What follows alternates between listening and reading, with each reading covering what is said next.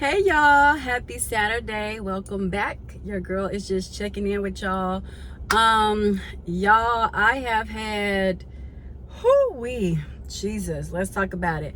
I have been struggling. I'm not gonna lie, I've been struggling. Sorry, I'm trying to fix my hair here. Been struggling with carrying the load of grief, and it has just been on my heart. Like, my heart has just been so heavy for the past few weeks. And I don't know, grief is very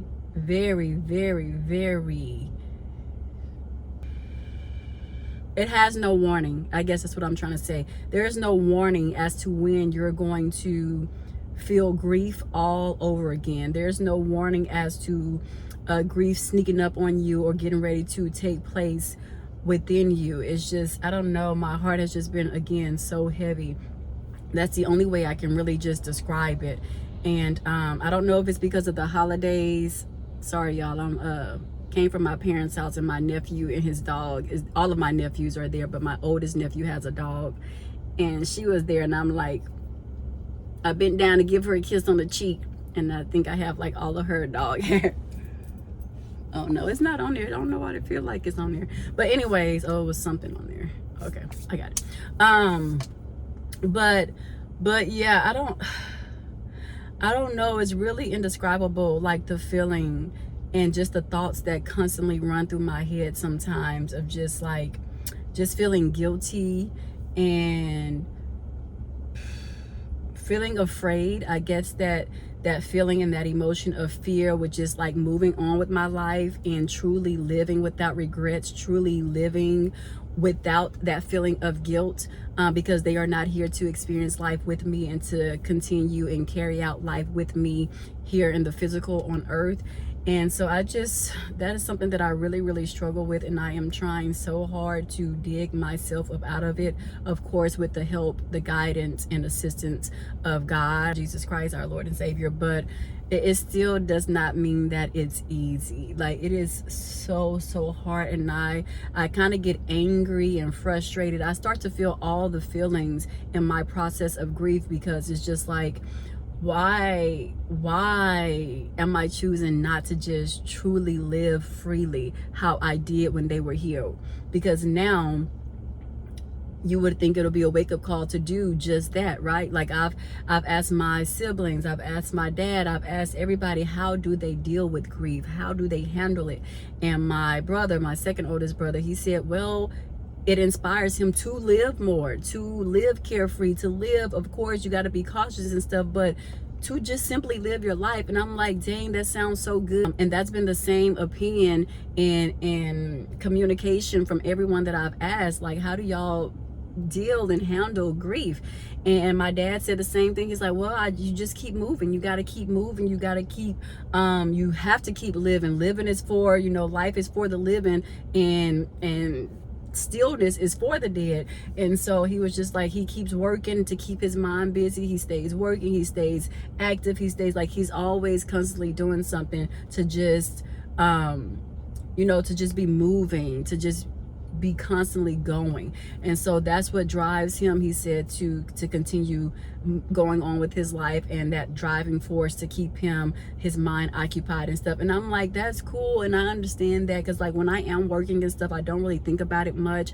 And I think me making the transition, going from just teaching and being heads on and just boom every day, to now I am truly getting settled, because we're out for the summer. Well, some teachers are still teaching summer school, but for me, I opted out this time because I taught it last year at the old school that I was at, and I was like, no, it's small details that go into why I didn't want to teach it. But this has been a year to where I truly needed to take a mental break from teaching, and to just truly try to enjoy my summer break and getting back to myself, back to my routines that I would usually do, that I can't necessarily do or don't feel like I can really fit into my schedule during the regular school year, as far as like working out, getting back on that. And just those are things that help me keep my sanity and my mental health straight.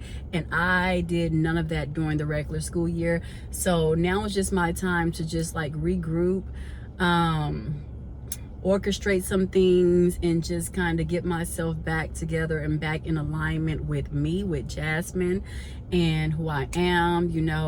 I always find opportunities to get to know myself, to explore myself, my mental status, my physical status, my internal status, external, all the things that are beneficial to the world that's within me.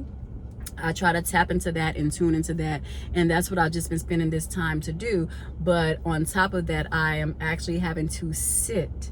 I am finally having to sit in complete stillness, even though I'm volunteering at church, even though I'm in these ministries, even though I'm active and I am moving and I am going forward with my life. But that load of grief, it just grabs me and snatches me up. I be feeling like I'm dangling, like just dangling by the thread, like a darn puppet almost, when grief hits me. And I don't know, like, this really has come out of nowhere.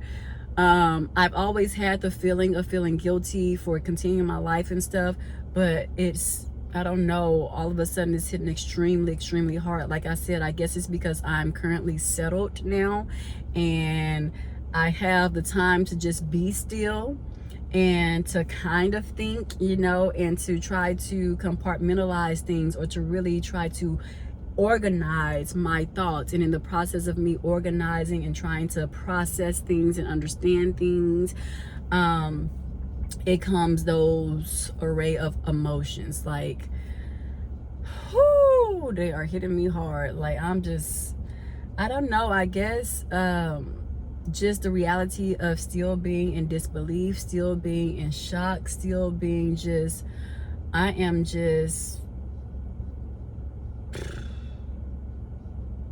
don't know, like, a lot of these passings just seem so surreal, like, so just, is this real? Like, I don't know how to explain it, but I feel like I have backtracked into that mind state where it's just like I just have this feeling of just OMG, like, wow, all the acronyms, OMG, I don't know what else, but any ones that you can think of, that's what I be going through. And man, yeah, I don't know, it just seems so unreal, just with everyone that I've lost, my family. I mean, it's been family oriented, so it's related to relatives that are super, super close. Like I said, I have pictures that I keep in my glove compartment, and just to look at those pictures and see who's still here by the grace of God, I'm so thankful for that. But then the fact that you see who's not here, and the reality that they're never going to be here again, and Jesus, to just keep going forward with life. It's so hard, it's so hard, it's so hard, it's so hard, it's so hard, but I know I have to.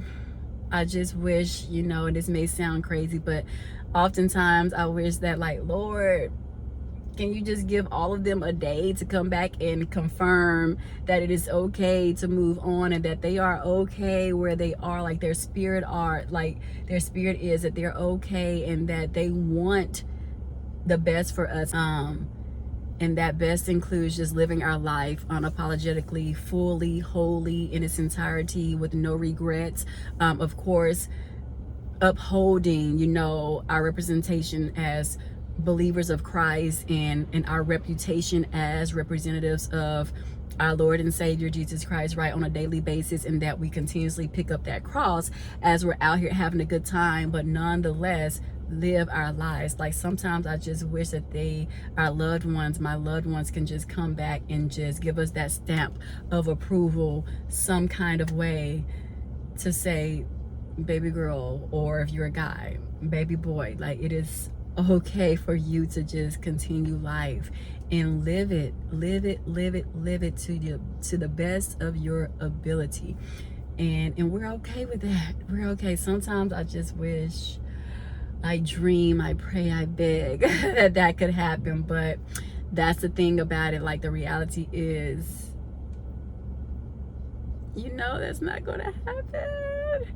And I'm not going to say it's not going to happen, because to be a little bit transparent, because y'all know I'm very, very private with a lot of things that are so personal and sacred to me. I will say that every chance I get in my life, because that is so true about me. I'm very, very private, and I'm very protective, and you know, yeah, just myself over myself and those that I love, obviously. But you know, my loved ones have come to me in dreams in ways that they don't scare me, because I always say I used to be fearful to experience them in dreams, because I used to have this thing that if they visit me, that means that it's possibly my time to be heading out of here. So I would always be like, Lord, no, y'all better not ever come to me in a dream. But after the passing of my cousin Laswell, I've had 3 cousins to pass, all males, and so that's just me just saying that my heart is just the feeling that's overcoming me right now. I'm gonna try to keep it together, but after his passing, yeah, I definitely, that's the one I think that hit me the hardest. All of them hit me extremely hard, but that one was just the fact that it was so out the blue, like out of the ordinary. All of theirs actually were out of the ordinary, but the way that the last cousin of mine, my baby cousin, the last one that passed away, his was just so, my God, his was just so traumatic, the way that he departed.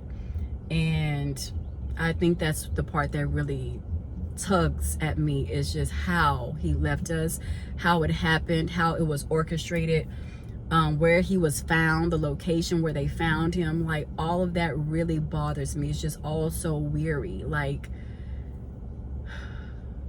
Jesus. And to be honest, all of my guy cousins, the way that they passed were very traumatizing. Like, to just imagine their last seconds of life and the way in which they had to experience their last moments, like I said, their last breaths here, to not have been able to be by their side, to not be there to help, to revive.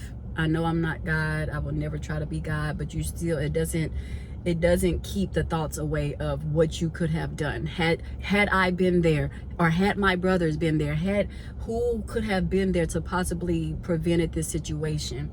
And I know we can't prevent situations that God has already ordained, but I struggle with that as well, because I'm like, God, why did you allow them to go out in those ways? That is just so baffling to me. But I don't want to be angry with God. I am a little angry, I'm not gonna lie. I'm still channeling all of these feelings, and but I will always love my Lord and Savior Jesus Christ. How can you not love and serve a God like him? Even with all of the chaos, even with all of the trauma, even with all of the deaths, I can still truly and honestly say that God has been so good to me in so many ways. He is such a miraculous God. He is such a truthful God, an honest God, an honoring God. He is still all of the things. He's an everlasting God. He is a promise-filling God. I'm sorry, my mom called me. You know, when you're on your iPhone and you get a call to come in, I guess when the call hangs up, then my music automatically plays, so I have to turn that down real quick. But sorry about that. But yeah, he is all of the things that he says he is. It's just no describing him. And I think that's what I struggle with right there. That is the target, is that I know he is all of these things, and because I know that he's all of these things, why wasn't he that in the time of my cousin's demise? Like, all of their demises, why didn't he show up as the guy that we know that he is? But you know, it's still not going to deter me from him. It's life. It's a part of life. Without death, there is no life. And so I do understand the concepts of this thing. I do understand how life works. I do understand how everything is orchestrated under the covenant of God. You know, I know it wasn't God who said, hey, do this, and this is what's going to lead to your demise. Or I know he wasn't the one to place those individuals in my cousin's life to cause his demise.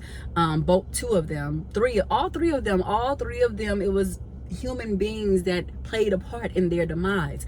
And I know God for sure did not tell those human beings to go out and pursue those acts that they did to cause each of their demise. And then even with my best friend, I think that was just that one. I feel I'm a little bit more at peace with in her passing, kind of, sort of, because I just miss hanging out with my girl and being out and about in these Houston streets and stuff, and just always having her inform me of what's happening, what's taking place this weekend, and being on top of every event that's happening so we can be out and about and again living our lives to the fullest. I miss that, but I do truly believe that her passing was so divinely orchestrated and designed. I can't even be mad at God in that regards. I'm angry for my own selfish reasons, of course, like what I just explained, but I can't even hold him. I can't hold him accountable to any of them. But hers was just so perfectly, like, she passed away unexpectedly as well. And again, the emotions are trying to overcome me, but y'all know I don't cry on camera. But yeah, because for us, it was so much that took place that when I look back and I processed everything over the years now, I just processed everything and put everything together. And it's just like, my God, that was so divinely orchestrated. Like, we took a big trip to Jamaica, a destination that she always wanted to travel to. We took that trip for her 30th birthday. Y'all, the way that trip specifically happened was crazy in itself. Like, if I break down all the details, bro, it was so divine. Like, God had his hands all over that, because it was so many girls. She invited girls. First of all, I didn't want to go because I was like, I don't do girls. Like, I've always been a guy's girl, because I don't mind doing girls. Like, I don't mind having relationships as far as like friendships and this true sisterhood with females, but females don't reciprocate that back to me. It's always some underlining jealousy or whatever, blah, blah, blah. I'm not going to get off into that. So I didn't want to go on the trip. But then I was like, okay, the trip is bigger than me. It's for her and her 30th birthday, and it's Jamaica. Who would not want to go to Jamaica, right? And so I sucked it up. I got the ticket, blah, blah. I told her I'm going, I'm in. And all of a sudden, all the other girls were having conflicts in their schedule. They wasn't able to go. Some people were like, financially, they couldn't make it. Others were like, well, because I'm in the service, there are certain places and locations that I am not able to travel to. It was so much going on. And then the other girl was like, well, if she can't come, I can't come, I can't. So everybody was so uncertain of them being able to make this trip. And at the last minute, I kid y'all not, bro, like days before we were getting ready to go on the trip, everybody said, I'm in, I'm going, I'm able to go. I talked to this person, I was able to do this. Everybody made it to her 30th birthday in Jamaica. It was the craziest thing. When I say days before our flight getting ready to take off, they were like, oh, I can go, boom, boom, boom, boom, boom. And then lo and behold, like a week and a half later, after we came back from Jamaica, and I've shared the story before, but for newcomers or anybody who wants to know my story and why I'm feeling this grief and stuff like this, like, bro, literally days after her trip, she passed away. Like, is that not insane? Like, is that not crazy how that all aligned? And then another crazy part is when we were on the trip, first of all, I have a picture in my phone that I had to process that picture. All of these years, I processed that picture like, my God, there's nobody but God letting us know then what he was getting ready to do with her, to call her home. But who's thinking about that when you're in Jamaica having a freaking blast of a time, okay? Because when I say I'm so glad I went on that trip, the best trip I've been on. I've been on some trips. I haven't really traveled much, but I've been to Costa Rica, I've been to Mexico, different parts of Mexico, Guadalajara, Manzanillo. I've traveled a little bit. I've been to the U.S. Virgin Islands, St. Croix. I've been there. I've been to St. Thomas. I've been there. So I've traveled a little bit, but not how I would truly want to travel. But Jamaica was definitely the best. I've been to Costa Rica. Didn't enjoy that trip at all. It's all about who you go with. And see, that's what I've learned. You got to go with people who love to do excursions, people who are just as wild and crazy and adventurous and spontaneous as you, to truly enjoy the fullness of the trip, the entire experience for what it is. And so I'm so glad I went on that trip. It was the bombest trip I've been on, okay? And I'm so grateful for that opportunity and so grateful for that memory. And the crazy part too, this is how good God is, you know, her and I actually didn't talk for a year, because y'all know I don't be playing about disrespect and stuff, and something transpired, you know, and so I had to step away from her, and it was about a year. And I kid you not, like a month and a half before her, I think it's about 2 months, maybe 3 months, I'm gonna say about 3 months, 2.5 to 3 months prior to her birthday, we had just got back into communication with one another, because she walked into Target, and at the time I was a supervisor at Target in retail or whatever, and she walked into my Target. Out of all the Targets she could have walked to, she walked into mine, and come to find out, she lived right in that proximity of where I was working. And so as soon as she came in there, like, y'all, even after that year's break, that's how you just know that you're in tune with someone, and that it's just meant to be, like your sisterhood and your friendship, regardless of whatever transpired. I'm a forgiving person, but at the time that everything happened between us, I just needed that time for myself again, to rediscover me, to see what I need to work on, to see what caused me to step away. Like, why am I stepping away from this? What do I need to learn to grow from this situation? How can I come back as being still being myself, still not allowing others to taint who I am, who God has called me to be? And so I just had to figure some things out. And so when he orchestrated that for her to come back in my life, the crazy part is she was put to the test again. She didn't know, but I was praying about it. I was like, Lord, I need you to give me something to confirm that she is supposed to be back in my life, because I don't be playing about people. Like, I am so, like I said, I am truly protective over me and those who I love. Like, it's not even funny. So I was like, Lord, I need confirmation that this girl is supposed to be back in my life. Like, how do I know that she learned not to make the same mistake towards me again? And when I say the Lord answers, that's why I'm like, I don't want a reason to be angry with God, because I know what God has done for me. I know the prayers that he have answered on time, not necessarily my time, but on time. And when I say he was on time, when he tested her to give me my confirmation that she belongs back in my life, she passed the test. She didn't even know. And when we left that place and we went our separate ways in our cars, I was just like, Lord Jesus, you are an awesome, a mighty God. But anyway, so we had just reconnected, and right off the bat, she started telling me, oh, I'm making birthday plans. I want to go to Jamaica, blah, blah, blah. I want it to be all girls. Like, we just picked up where we left off, back and better individuals, better people, you know. I mean, I don't know how much better I can get, but no, I'm just kidding. But no, for real, we had truly grown, and I'd seen the growth in her as well. And so we just picked up where we left off. She was like, I'd love for you to come to Jamaica. You would love it, and blah, blah. And this girl, my dog, she even flew out her friends, because she knows how I am with females. She even had two of her best friends from Florida, because she was from Florida. She was from Tallahassee. She had 2 of them to fly out to Houston to meet me prior to us going on the trip, so I wouldn't feel alone. I wouldn't feel like I didn't know anyone. That's my kind of girl. And that's why sometimes you'd be like, Lord, why you take her from me, bro? Because that is a girl's girl. She was a girl's girl, and she allowed me to be a girl's girl to her as well. How I would love to be with everybody, but everybody's not receptive of good individuals sometimes, and that's just unfortunate. It's nothing that we can beat ourselves up about or whatever, but that just is what it is. Some people are just not receptive of good people because they haven't matured to that point in their life yet. But yeah, she allowed me to fully and wholly be myself unapologetically.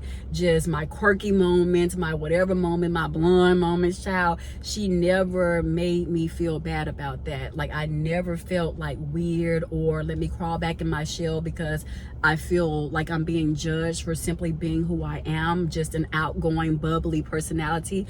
And again, sometimes my little quirky moments, because sometimes my mind be on stuff like grief, and I'm not like, I'm hearing everybody around me, but sometimes I'm not as attentive to the message or what they're talking about for real.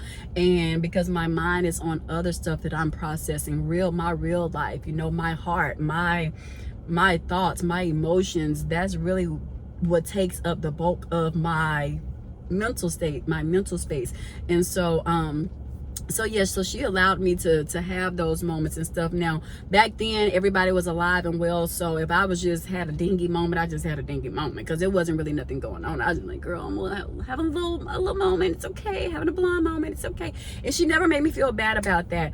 But I just wanted to share that story with y'all so y'all can see the impact that she had on my life, and not just my life, like everybody. If you ask anybody about her, they're going to express themselves the same way. Like the passion, the emotion, the love that we shared for this individual, for my girl, like, oh, we all loved her immensely, like enormously. Okay, she was that one. Okay, so it's just knowing that that type of person was a part of my life. And then I've been not searching, but trying to be observant and just looking at others and just filling them out to see, you know, if I can find her in somebody else. And it just hasn't happened. It's just like when they say people are one of one, she was really a one of one.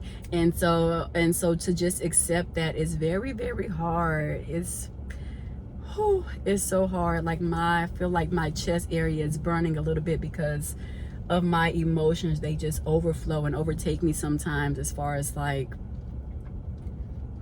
Jesus, I just be missing everybody. And again, the fact that I'm able to sit in it now and just reprocessing everything, and everybody not being here anymore, it's so hard. And like I said, I guess I'm assuming because maybe the holidays and certain things that are coming up, like I'm thinking about my uncle, because that was his only son, his only child. He's saying he got other children, but we know with my cousin, my baby cousin, he is 1,000 trials and 30, 100,000%. Okay. And so I feel like that was his baby, his only baby. And then I think about my aunt. So that was my baby cousin from my dad's side. And then from my mama's side, my older cousin, same thing with my aunt on her side, lost her only son, her only child. Jesus, because my heart just grieves for them, because I know they're grieving. They may not ever say it all the time. Like, I talk with my aunt and stuff. Me and my auntie can stay on the phone for 3 hours, y'all, just talking. That's one of my best friends. But I have to step away from her too. Now, one thing y'all gotta know about me, I will step away in a second to get myself together and to make sure that I maintain my respect for people, because some people be running out too. My auntie be running out too, and I have to tell her, I said, girl, I have to take my break from you because you said this to me and I didn't appreciate it. I didn't like the tone in which you delivered that to me. I called you for this specific reason, asking you to do this for me in prayer, and then in return, I didn't get the response that I called you for, and I didn't like that, because that's not what I needed to hear in that moment. So I just took a break away from my auntie too, and I came back and told her, girl, yeah, no, I didn't like that. But that's my girl regardless. That is like my second mommy. We click tight, so I can talk to her like that. When I feel when I trust you, fully trust you, then I can come at you like that, because they know, everybody who knows me, truly knows me, know I'm coming from a place of love, and just give me my moment so that I won't ever disrespect you, and I won't continue to feel disrespected by constantly talking to you. I don't know, just have these moments. I don't want to get too in detail with that. But even her, yeah, when we talk for hours, and she lost her only son. That was my oldest cousin. And so yeah, her, and then her son had a stepson. So my cousin had a stepson, and we lost him as well just last year. So I lost 2 cousins last year, both baby cousins. So that was his stepson, and then my cousin on my dad's side. And then we lost him in 2021, and then I lost my best friend in 2019. And the crazy part is that you never get over it. Like, I was thinking about them yesterday, thinking about them every day, but yesterday when it really, really hit me and dawned on me, I was just counting on my fingers. I was like, there's no way they've been dead for that long. Like, there's no way, because when I wake up, I feel like every day it was just yesterday that I was with them hanging out, or it was just yesterday that before my oldest cousin died, and I say oldest, but he was literally only 40. We had just celebrated his 40th birthday. And then how many months was that? Well, that following years when we lost him after we celebrated his 40th, he didn't make it to see his 41st, and he passed away before then. So I was just like, whoo, Jesus, like, it's just so crazy. It's just so crazy. So yeah, we lost, all 3 of my guy cousins, and then my best friend. My best friend, she passed in 2019. I'm like, 2020, 2021, 2022, 2023, 2024, 2025, 20. It's going on 7 years. There's no way. There is just no way. That's how you know grief is a mother. Grief is a mother, because you think you live in your life and you're doing this, and then it just comes out of nowhere, and you just like, it just dawns and hits you like a freaking, like somebody just punched you in the chest so super hard, and you just like losing all your breath, and you're trying hard to get that breath back in you. It's just, it hits you that hard, and I'm just like, there's no way. That gotta be wrong. Like, there's no way she's been gone for that long. There's no way that my oldest cousin, he passed in 2021. So 22, 23, 24, 25, 26, 26, 5. There's no way. Because I was just with these people the other day. What do you mean? Like, what do you mean it's been 5 years? What do you mean it's going on 7 years? What do you mean it's, even for my other cousins, going on a year for both of them? There's no, like, this is crazy. But that's just how grief sneaks up on you. My God. Like, you think it'll be okay for you to just be living your life, and people may be like, girl, you need to get over it. There's no getting over it. Like, I can try, I've tried. You do not get over it. You do not get over it. It's crazy. That is mind-blowing to me, because I grieve as if I was just with them yesterday, because the memories that we have feels like we just created them yesterday.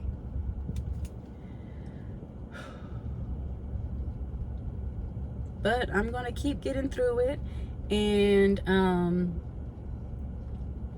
with the grace of God, with the mercy of God, with him just continuously holding me and keeping me and protecting me from myself, from my own thoughts, because I go through all of these things. I go through all of these things in silence. And I just decided to make this video because I want whoever else is dealing with grief to understand that they are not alone. And I started not to make this video because I was looking at Tabitha Brown, and I was like, dang, she's already talking about grief. So I wasn't going to do it, even though it had been on my mind for like 2 weeks to do it. But especially this week, it's really been haunting at me to post this video, just for the sake of others, in case, like I said, somebody else is feeling like they're by themselves and they don't understand why they're still grieving people who may have passed away a while ago, or even recently. You're not by yourself. Like, grief is just such, it catches you out of nowhere. And yesterday it really caught me, so that's what gave me the urge. I went working out. I'm starting back working out, and my dad was like, that's what you need. You got to start back getting active and stuff, because you need that. Not, first of all, you're an educator, so you need that just because you're an educator. And then, yeah, to be able to channel your grief and stuff, you got to get back active. Because I used to be very active, and then, like I said, as a teacher and stuff, and just involved in different things, it kind of took me away from it a lot of bit. I was about to say a little bit, no, a lot of bit, because I used to be working out all the time. If I'm not doing intense working out, I'm at least walking the park. Like where I'm parked at right now, this is an actual park, and I would be walking the park and just walking, just trying to get some mobility and to make sure I am moving my body and stuff. And I just completely stopped doing that because I was either too tired from after work or just mentally drained, just all the things. And so now I'm trying to pick that back up again now that I have time, and trying to be more disciplined right now on my off season of work, right? So then I can keep that same momentum as I go back to work, and just making it a habit and making it a routine, and just again that discipline within me. But yeah, I had to go work out yesterday because it hit me so bad yesterday. And then after I worked out, my mind stayed busy because I had to go do other stuff as well. I got on the pit, you know, jack of all trades. So I got on the pit. Yeah, it's a lot of stuff that y'all don't know about me, just my family knows. But yeah, I'll be on that thing.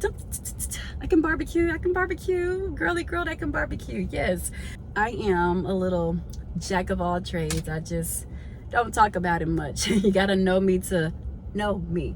But yeah, so I was able to do that. And then my nephew, my youngest nephew, he wanted to race, so they kept me busy. They kept me, it's like the Lord knew, like, just keep her busy, just keep her productive and occupied with things. And so that really helped me yesterday. But now to celebrate Juneteenth and all the things, but now Juneteenth is over. So again, I was busy with church this morning because we had a women's event. So we had that, and that kept me busy for the morning. But now I must return home with my baby. That's just my baby doggy. I don't know why I keep saying that. That's been in my head since that came out. And that's been so long ago, like years ago. But again, even that comes back to my brain. That's just my baby doggy. That's just my baby doggy. But so random. But yeah, I'll just go and gotta go and be with him and just sit in my house. I do have my Bible and stuff. Maybe if I get into my Bible, that'll keep my mind busy and just trying to understand. I need to look up something about grief and then read those scriptures about grief and stuff like that, and just to try to understand it a little bit more, and truly free myself from it, because I think that's what's holding me back. Like, just being my full self, grief holds me back from that. Fear intertwined with grief, fear of death in a way, and just knowing that nothing is certain, nothing is guaranteed. Death is the inevitable. So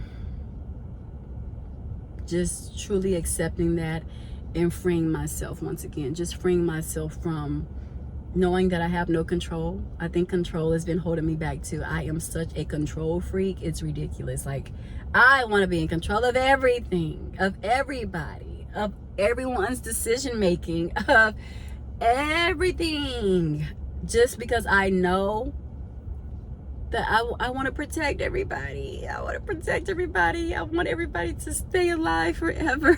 And if I can help you make this choice and help you make this decision and prevent you from going down this path, then maybe you won't run into this, and maybe you won't leave us sooner than you have to, you know. So I think that's where the fear comes in, the fear of knowing that I can't control. I am in control of nothing.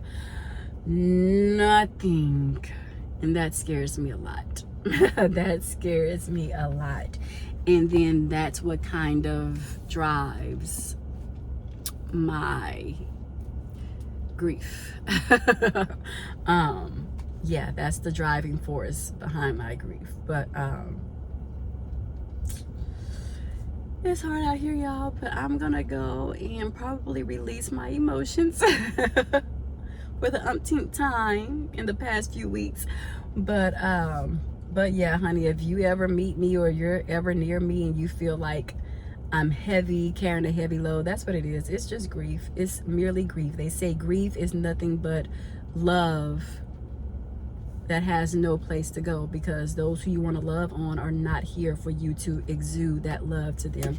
And that is, so I believe that wholeheartedly, because I'm like, no, I have so much more love to give them. Like, I thought I was gonna have so much more time to like express myself and to give all this love to them even more than I already was. And I can't like, it's truly love where no place to go, and trying to gravitate to new people to express that love to, and for it to not be receptive because, or received, because they are not those type of people. God doesn't want you to give those type of people your love. And that sometimes that's just reality. Like, no, those are not your people. Stop trying to give your love to people who don't even like you. Like, I called you to be who you are. I called you to be a light, but I didn't call you to be stupid. And so I think that's what I really struggle with as well. Just knowing that I have to be super, super protective and super, super selective over those who I choose to give my love to, because not everyone is qualified for that. Not everyone is qualified for that. And that sucks to know, and that sucks to say, especially when you have so much love bottled up in you, so much joy, so much care and giving, and your personality, like all the things that I want to give away. I can't. I can, but I have to be very cautious. I have to be very observant. I have to be very protective of just my light, just me. And it sucks, because it's like, no, but I wanna, Lord, please. And Lord is like, no, girl, shut up, stop. I told you no. Save that energy for the right people who I will place in your life. And I'm gonna hear me again, Lord, but you're taking too long. No, I need to get this out now and express and just love and hug and all the things to everybody. Sit your tail down. I said no. And so that's been hard too. That's been a struggle.